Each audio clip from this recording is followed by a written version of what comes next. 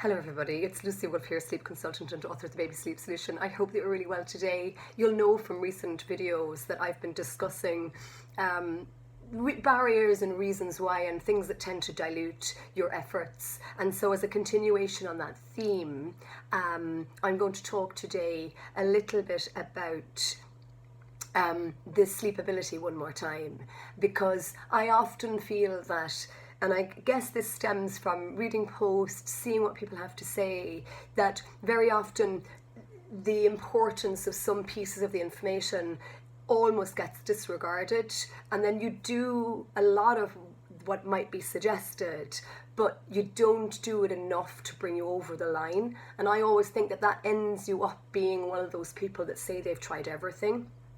So I'm just going to, I feel like a broken record, but I'm going to go there anyway. So, you know, with sleepability, I spoke about it recently and I talked about it being on a spectrum and how we need to really nudge that ability to its highest level in order for your child to be able to start to be able to cycle through their natural sleep phases without needing unnecessary parental support. So you'll know, if you follow me here, that this is not about depriving your child of anything or removing anything from an emotional security point of view. It is about promoting that, but it is also about growing your sleep at the same time in a developmentally and age appropriate and emotionally considerate way.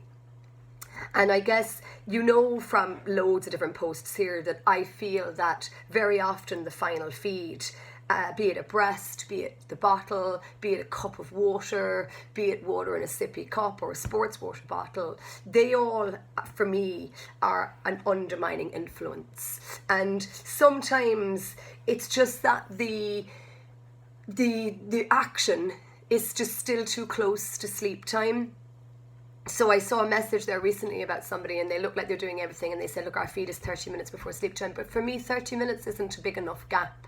And the reason it's not a big enough gap is because that gap was probably smaller a long time ago or for a long time.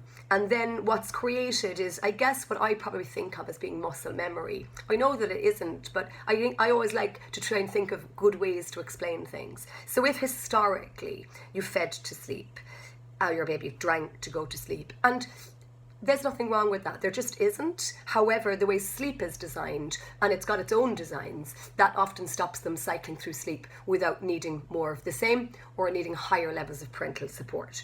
And very often this leads to interrupted sleep.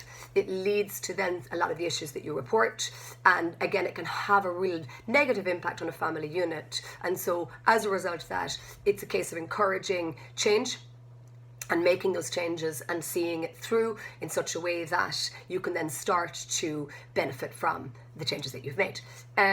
So if the feed has been historically too close and you move it, but you don't move it far enough, you're still initiating a sleepy state. And even if the feed is totally separate and you do it downstairs or you do it out in the shed, if the gap's not more than 45 minutes before they go to sleep, I tend to feel it's still too close.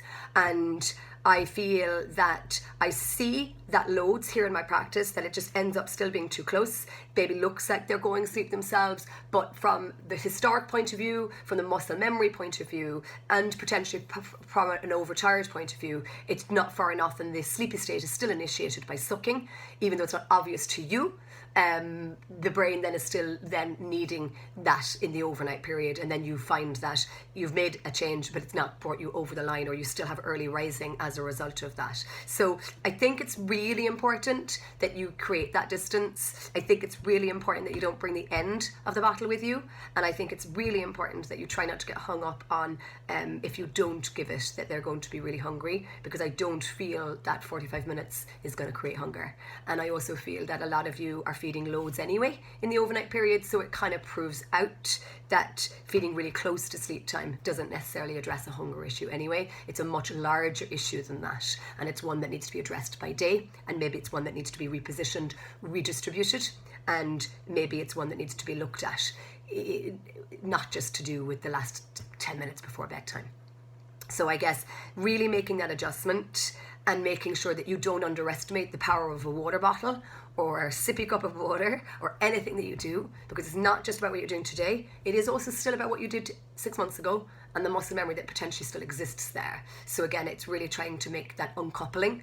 You don't have to give up feeding. You don't have to give up the bottle unless you're ready to. You don't need to do any of those things, but you do need to create a level of separation so that we know and we can say that sleep ability is being extended to its highest level at bedtime specifically, because don't you remember, that's the segment that we really put a lot of emphasis on. And then it opens up the channels for the other segments to be improved on too.